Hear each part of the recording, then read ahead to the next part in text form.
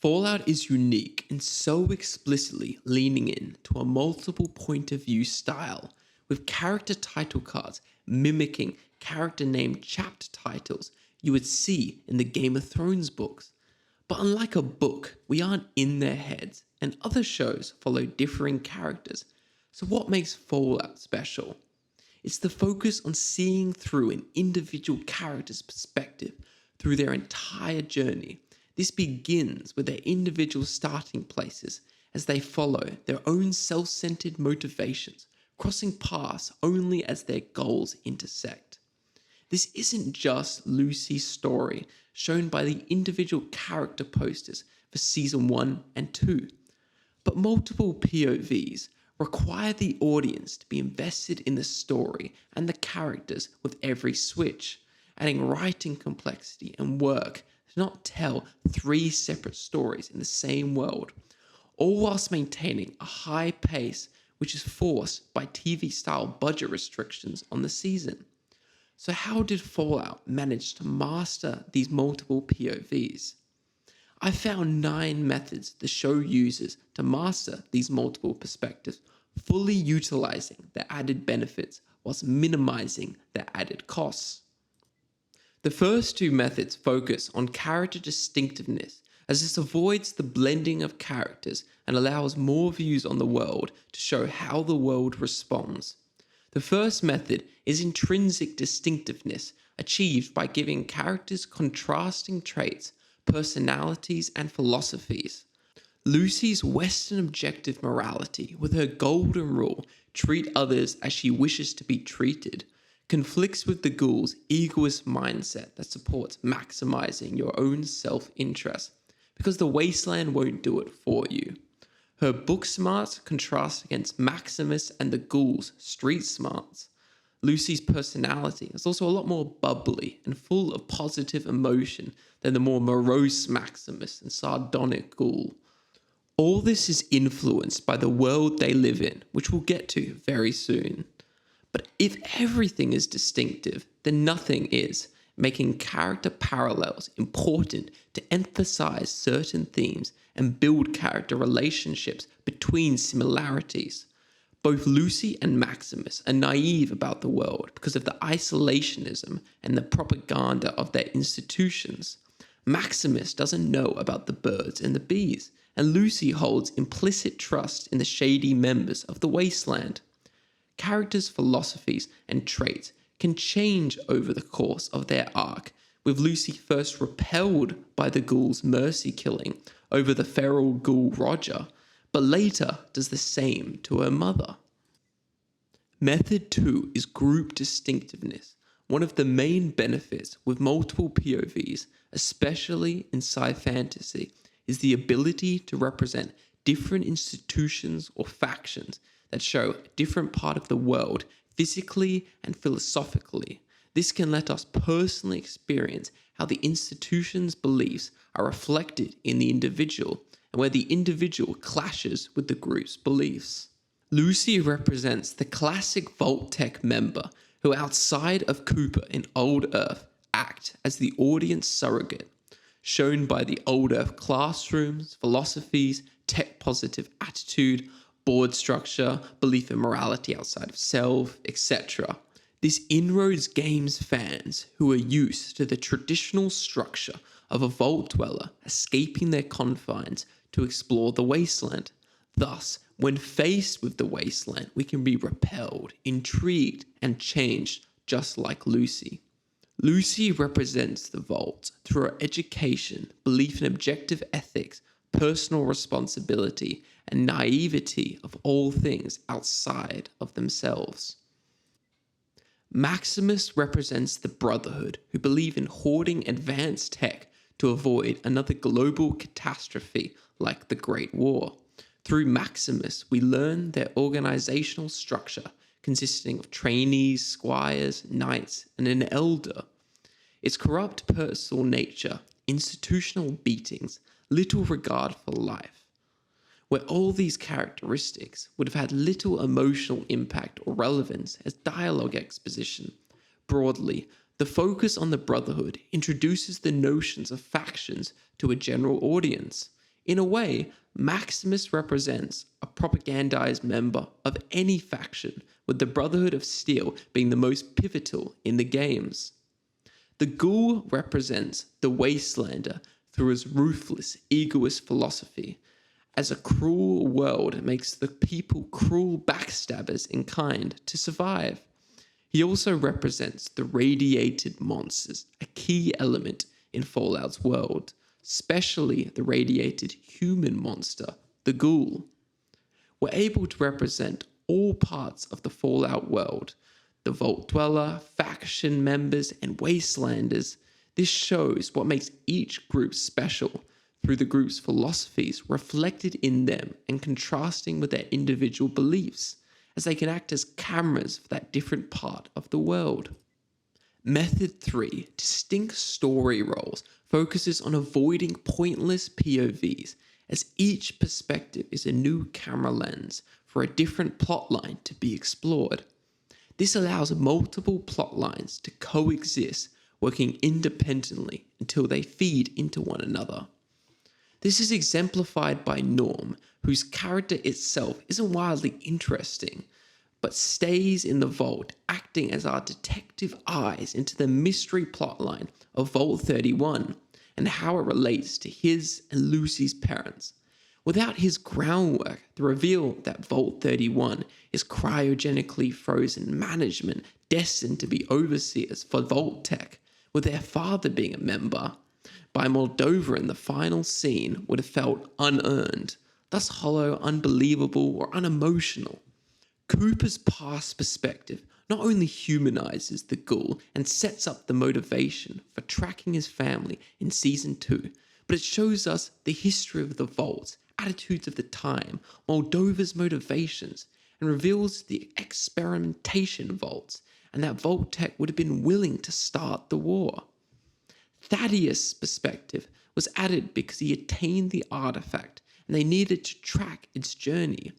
Him getting the head and alerting the Brotherhood after turning Ghoul is a great way to split Maximus and Lucy for the final confrontation and get the Brotherhood to the final battle. Because what show doesn't have a climactic battle to end the season? The other perspectives are the heart of the story, and whilst they also set up future plot lines, they are also an end in themselves. One problem with multiple perspectives is you need to make the audience care about a different character all over again with limited time. As Brandon Sand's lecture series have pointed out, to achieve that, you need method 4 to enhance their proactivity, relatability, and capability quickly. Relatability focuses on building connections that help the reader understand and invest in the character's journey, putting us in their shoes. This can be achieved by making them traditionally likable, by following the ideal Western moral compass, like Lucy does. Maximus achieves relatability through his incompetence and victimhood at the hands of Thaddeus and Titus. The Ghoul being an amoral protagonist hunting for the love of the game and stim packs to stay alive has low relatability initially, but this is supplemented with extreme proactivity and competence.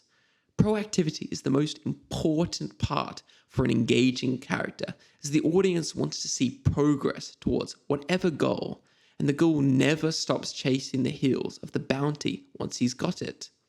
The audience wants to see competent people doing things competently, and there is no better bounty hunter alive.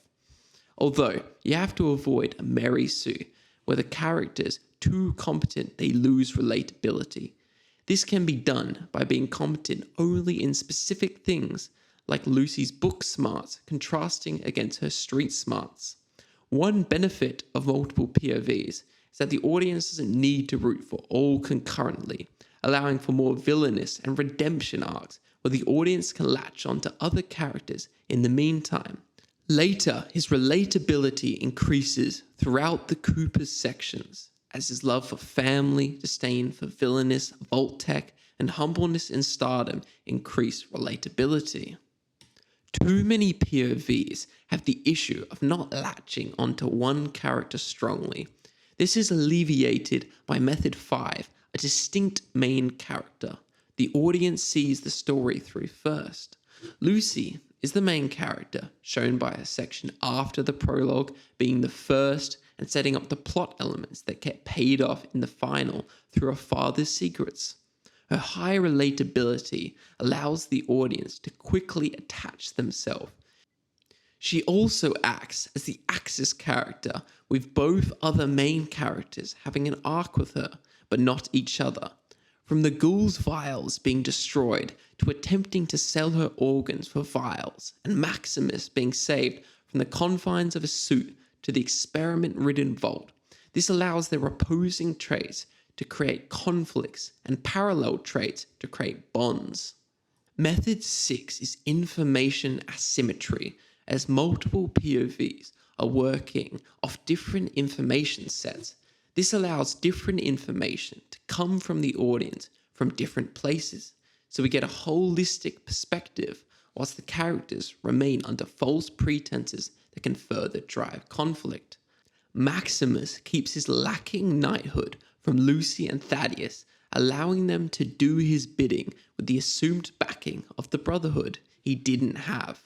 Or Maximus, not knowing Vault 4 was letting Lucy go, so he wreaks havoc to save the day. This also decides when information should be given to the audience, shown by Cooper's past meeting with Moldova, showing her good nature, and Hank's nature as the assistant to Barb in Vault-Tec, both being shown before it's revealed in the final confrontation. Method 7 focuses on using the POV switch, as multiple perspectives add the ability to switch when the scene ends, starting a scene late and ending early, avoiding showing a character's entire physical journey from A to B, just the highlights. This is frequently used to avoid creating a walking sim. The show also switches POV on a state switch, usually after a character's sub-goal has made them go through conflict to get an outcome that usually ends in disaster, even if minor. An example of this is the goal's goal to use Lucy as bait for the golfer who has the head. The conflict is in waiting and fighting the beast off. The disaster is when his stim packs are destroyed. This forces an angry reaction that creates an internal dilemma the audience doesn't see, in which the ghoul decides to sell Lucy's organs for stim packs. Switching to the new POVs of Thaddeus and Norm's perspectives is done only after introduction through Maximus and Lucy's story. A very important part in not telling 3 different stories is Method 8, Convergence, which requires characters to collide in one spot. There are 2 convergences of all characters, both causing a major physical conflict. First in Philly, pitting Ghoul against the town and suited Maximus, and then with the Brotherhood and Maximus against Moldova's troops and the Ghoul, whilst Lucy sneaks within the conflict's cracks. They aid highly climactic scenes because the emotional investment in the character and anticipation of seeing them together can explode in one highly paced scene. As previously mentioned, there is convergence with Lucy and the Ghoul and Lucy and Maximus. This convergence allows characters to conflict. Both converging parties are main characters, so they also both have plot armor. This means conflict resolution can't be simplified to villain bad, therefore hero defeats them against miraculous odds.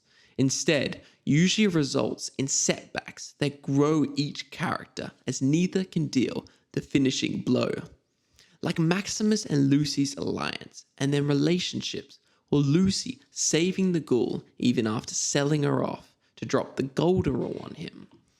Convergence stifles multiple perspectives from seeing more of the world and enacting different plot points. This is what makes divergence just as important. Without the Ghoul diverging from Lucy, we wouldn't have seen the government or the Ghoul finding Moldova's poster.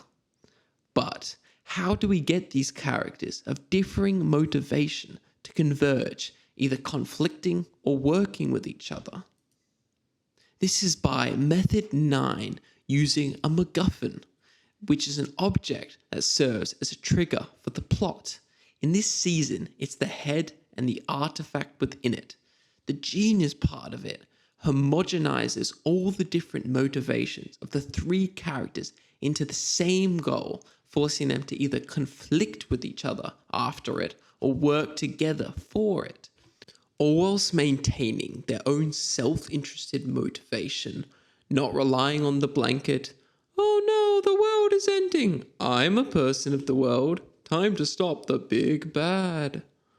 The ghoul's motivation is for money to afford stim packs and enjoyment that distracts himself from the loss of his family. Thus, after learning about the lucrative bounty, his goal is to retrieve the artifact. Lucy's motivation is to find and rescue her father. She goes to Philly for information. Finding Moldova wants the scientist. Thus, after hacking off his head, her goal is to retrieve the artifact after losing it to trade with Moldova for her father. After Maximus's knight dies, he needs the head for the Brotherhood to avoid execution and gain respect. The cold fusion device also creates the Brotherhood-Moldova conflict. Over time, the ghoul's motivations change to wanting to interrogate Hank for the location of his family, who's luckily in the observatory with Moldova, who Lucy is delivering the head to. Maximus's loyalties are switched to Lucy, but motivated on staying alive, so he tells the Brotherhood the location of the head and attacks with them. Fallout Season 2 comes soon with its continuation of individual character posters, convergence of the Ghoul and Lucy, whilst Maximus is a knight of the guild. It will be interesting to see how Fallout handles these multiple POVs in the land of New Vegas, most likely continuing the Macguffin, with Lucy's father replacing the role of the head and Mr. House playing a more active antagonist. If you liked this video, I would appreciate a like, comment, subscribe, and I'll see you next time.